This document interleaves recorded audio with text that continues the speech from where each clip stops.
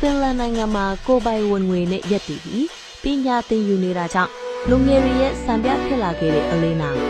ဆိုရှယ်မီဒီယာနဲ့အချင်းကုန်နေကြတဲ့သူတွေရှိပေမယ့်မြန်မာနိုင်ငံသူလေးအလေးနာကကိုပိုင်ဝင်ငွေနဲ့ရက်တည်နိုင်သူဖြစ်လာခဲ့ပါတယ်။အလေးနာကဖင်လန်နိုင်ငံမှာကိုပိုင်ဝင်ငွေနဲ့ကြောင်တက်နေသူဖြစ်တာကြောင့်လူငယ်တွေအချင်းချင်းတောင်သူ့ကိုအားကျနေကြပါတယ်။ဆိုရှယ်မီဒီယာကနေဝင်ငွေတွေလည်းရတယ်လို့အင်္ဂလိပ်စာသင်ကြားပေးတာတွေအပြင်အခြားအလုပ်တွေလည်းလုပ်ပါတယ်။သူ့ရဲ့ဝင်ငွေကကောင်းနေတာကြောင့်ဖင်လန်မှာကျောင်းတက်ရင်းနဲ့ကျောင်းစရိတ်လည်းမပူရတော့ပါဘူး။သူ့ရဲ့ဝင်ငွေနဲ့မိဘတွေကိုနိုင်ငံခြားခရီးစဉ်တွေလည်းလိုက်ပို့ပေးနိုင်ခဲ့ပါတယ်။မိဘတွေကဖင်လန်မှာကျောင်းတက်နိုင်အောင်ပံ့ပိုးပေးခဲ့ကြပြီးဖင်လန်မှာတော့ကိုအားကိုခဲ့တာပါ။လူငယ်လေးတွေကအလီနာတို့ကြည့်ပြီးစူးစမ်းချင်စိတ်တွေဖြစ်လာကြပါတယ်။မိဘတွေကငွေကြေးချမ်းသာပေမဲ့ကိုအားကိုပြီးနိုင်ငံခြားမှာတယောက်တည်းရပ်တည်လာနိုင်ခဲ့တာပါ။အရေးချင်းရှိရင်တော့ဘယ်နေရာရောက်မျက်နှာမငယ်တာကြောင့်အလီနာက